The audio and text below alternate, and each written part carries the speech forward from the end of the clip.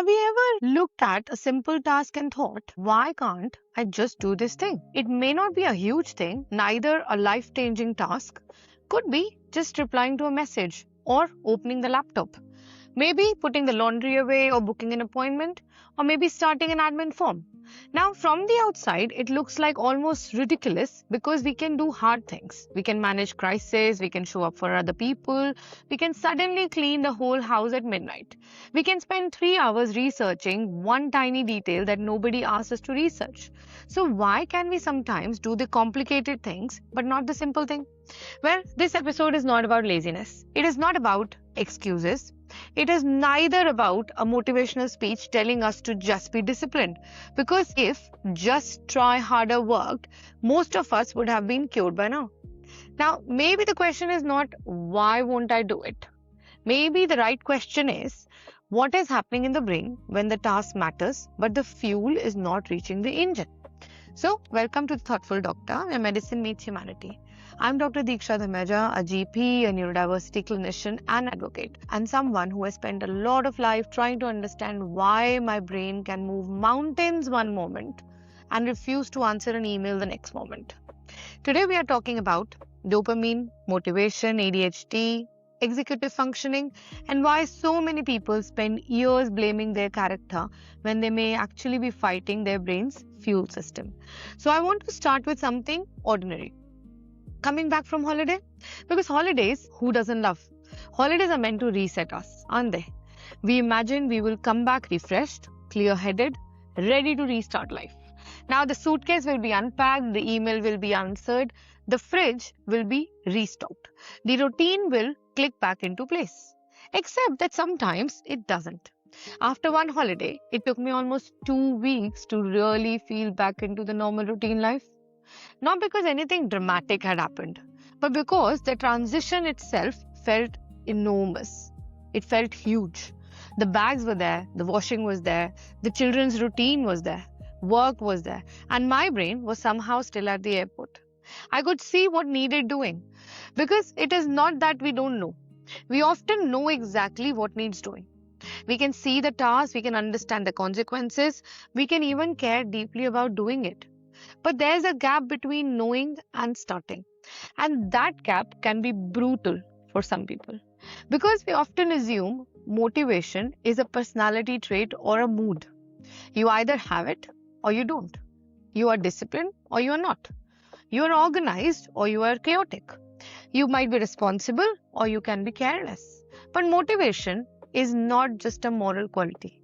It is also biological. It is linked to our brain chemistry, our reward system, interest, urgency, novelty, emotion, sleep, stress, hormone, environment, and the list goes on. And one of the chemicals often talked about in ADHD is dopamine. Now, I want to be careful here. Dopamine is not the whole story. ADHD is not simply not enough dopamine. Brains are much more complex than one chemical. But dopamine is involved in the reward, motivation, attention, movement, learning, and the feeling of this is worth doing now. So for this episode, I want to use a metaphor.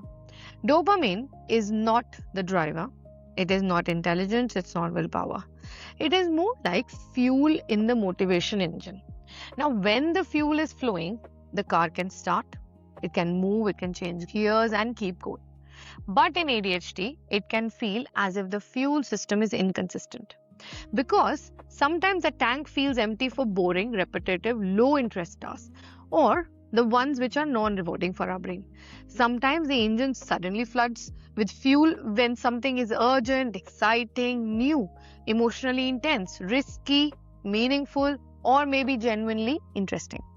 Now, that is why ADHD can look confusing from outside. Because someone might say, how can you focus on that for 4 hours, but you can't do this small task for 5 minutes?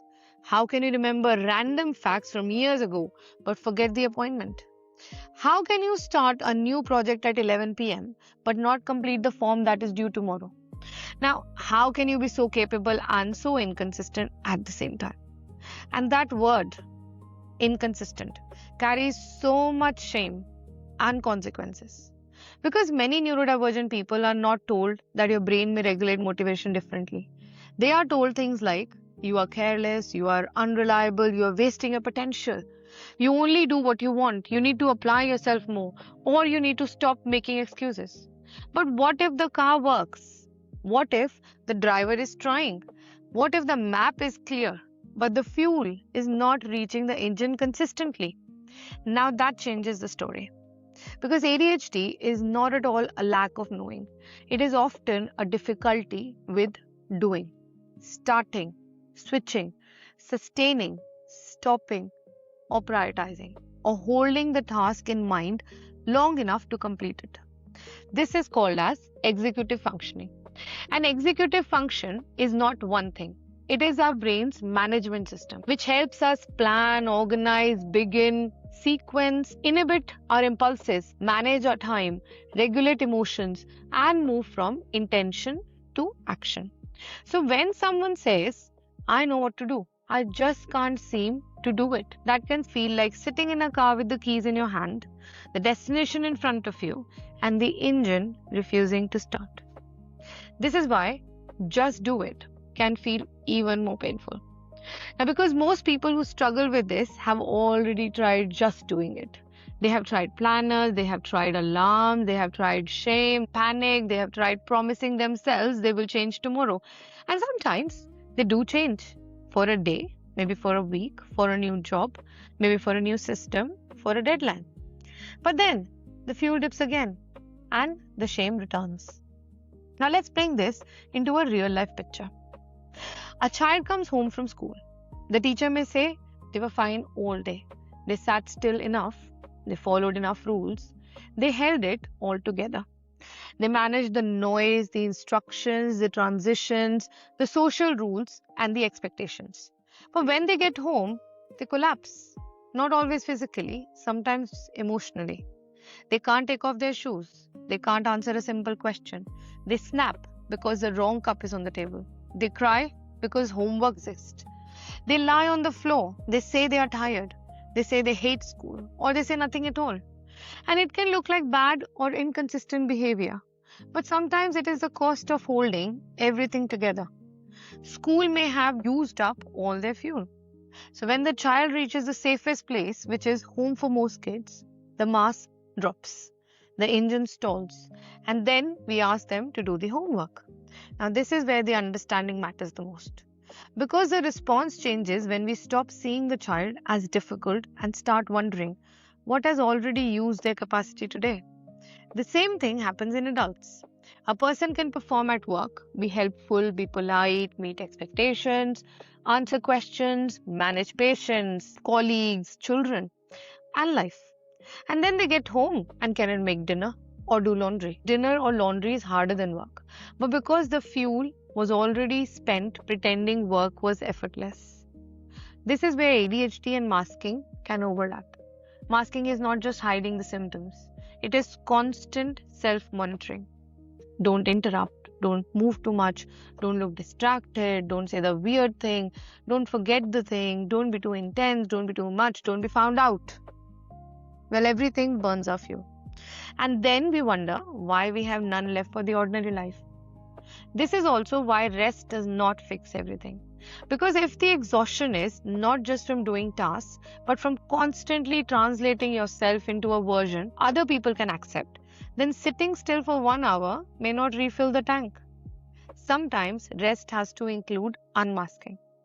Being in a space where we are not performing, not explaining, not bracing, or not trying to look normal, just existing.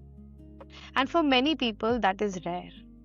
Now let's talk about interests. Because one of the most misunderstood things about ADHD is this. People assume attention is missing, but often the attention is interest-based. The ADHD brain may not respond strongly to importance alone. It may respond to interest, urgency, novelty, challenge, or the emotional meaning you put in behind a thing, a competition, or an immediate reward for some brains. So a task being important does not automatically make it easy to start, which is why someone can ignore a tax form for weeks, but suddenly become fully alive when there is a crisis. Or avoid a boring email, but write a passionate 10-paragraph message about something they really care about. They might struggle to tidy one room but redesign the entire storage system at midnight because suddenly there is a vision. Now, this is not because they only care when they feel like it. It is because the brain's fuel system may respond differently to reward. This is why urgency can become addictive. The deadline creates fuel. Panic creates fuel. Fear creates fuel. The problem is that panic fuel works, but it burns the body out. Many high-functioning ADHD adults survive for years on last-minute adrenaline. They look capable because they deliver. But behind the scenes, they are often living in cycles of avoidance, panic, overworking, collapse, guilt, and starting again. And because the outcome may look successful, nobody sees the costs. This is where I want to pause and say something very important. ADHD does not mean we cannot take responsibility. It does not mean that everything is out of our control. But responsibility without understanding becomes shame. And shame is a terrible fuel. It may start the car briefly, but it damages the engine. If the only way we get ourselves to move is by calling ourselves lazy, useless, stupid, or behind, then yes, we may get some tasks done sometimes, but at what cost? A nervous system cannot be bullied into long-term safety. A brain cannot shame itself into sustainable functioning. So what do we do instead then? We learn the fuel system. We stop asking, how do I force myself? And start asking, what kind of fuel does this task need? Is it too boring? Is it too vague? Is it too big? Is it too emotionally loaded? Is it too far in future? Or does it have many steps? Does it come with too much uncertainty? Or too much fear of doing it wrong? Because sometimes the problem is not the task itself. It is a hidden emotional weight attached to it. It may carry the fear of disappointing someone. Opening a bill may not just be opening a bill.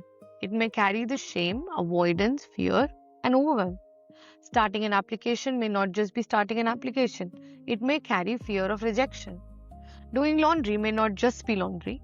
It may carry sensory overload, decision fatigue, and the feeling that life is endless maintenance. Now, when we understand the real task, we can support it differently. So let's take this practical again. If dopamine is like fuel in the motivation engine, we can ask, how do we make the task more fuel friendly? Not perfect, just more startable. 1. Let's make the first step tiny. Let's not say clean the kitchen. Let's just say put 5 things away. Don't write the full document. Just open the file. And don't say sort my life out. Just write the first messy sentence. The brain often resists the mountain, but not the pebble. 2. You can add some novelty. You can change the location. You can choose a timer. You can choose a different pen. Put some music on. Work in a cafe. Start with the weirdest part of the task and make it less dead. Now, this is not childish because it is a fuel design and optimization technique. 3. You can try using body doubling. Do the task while someone else is nearby, on a call, in the same room, or even virtually. For many ADHD brains, another person's presence creates structure. It makes time feel more real. 4th, try reducing the friction. If the task needs 5 steps before starting, ADHD will often lose fuel before step 1. So, leave the thing visible. Prepare the environment. Put the medication near the toothbrush if that is safe and appropriate. Put the foam on the desk. Keep the laundry basket where clothes actually land, not where we think a better person will put it. Work with a real person, not the imaginary perfect one. 5th, you can try using interest, meaning, or urgency carefully. Ask, why does this matter to me? Who does this help? What becomes easier after this is done? Can I create a gentle deadline without creating panic? Or can I pair it with something more pleasant? Maybe that helps. 6th could be to build in recovery. Transition costs fuel. After travel, after holidays, school runs, social events, clinic days, meetings, or emotional conversations, the brain may need some landing time. Not because we are weak, because switching worlds is work, harder work. Coming back from holiday is not only unpacking bags, it is re-entering time, responsibility, routine, noise, decision, meals, messages, expectations. So instead of assuming we will bounce back instantly, maybe build a buffer. Maybe we build a soft landing, a day with fewer demands if possible, simple food, lower expectations, unpacking in stages. Make one must do task but not 20 tasks. Because sometimes we don't fail the routine, we forget to create a bridge back into it. And children need this too. After school, before homework, before questions, before instructions, some children need decompression time. They need food, maybe quiet, maybe movement, maybe a predictable routine. No interrogation at the door. No, how was your day? So sometimes the kindest question is, what kind of day has your nervous system already survived? And maybe for ourselves too. What kind of day has my nervous system already lived today? That question alone can soften a lot of shame. Now, I want to talk about something many adults with ADHD carry, the grief of being misunderstood. Because when motivation is inconsistent, people make moral conclusions. They quickly say that you didn't care, you didn't try, you left it too late, you only do what you want to do. And after a while, we start saying it to ourselves. We build an identity around inconsistency. I'm unreliable, or I'm lazy, I'm chaotic, I'm too much, I'm always behind. But what if some of those words were never accurate? What if they were descriptions written by people who saw the stalled car but not the fuel system? This does not erase the consequences. Missed deadlines still matter. Unanswered messages still affect people. Emotional reactions still need repair. But understanding gives us a different starting point. Not shame, support. Not punishment, but a design. Not try harder, but try differently. Because ADHD support is often not about making the person care more. They already care, in fact, a lot deeper. Sometimes they care so much that the task becomes heavier. Support is about making the task visible, concrete, immediate, or interesting enough. Make it either small or emotionally safe enough, which is easier to begin. This is not about squeezing more work out of exhausted people. This is about understanding why ordinary tasks can feel so hard and learning to stop using self-hatred as our main management strategy, because the goal is not to become endlessly efficient. The goal is to become less at war with ourselves. So this week's Thoughtful Doctor prescription is simple. When you are stuck on a task, don't start with, why am I like this? Start with, what fuel is missing? Is the task too big, too boring, too vague? Too hidden, too lonely, too far away, or too full of shame? And then choose one small fuel change.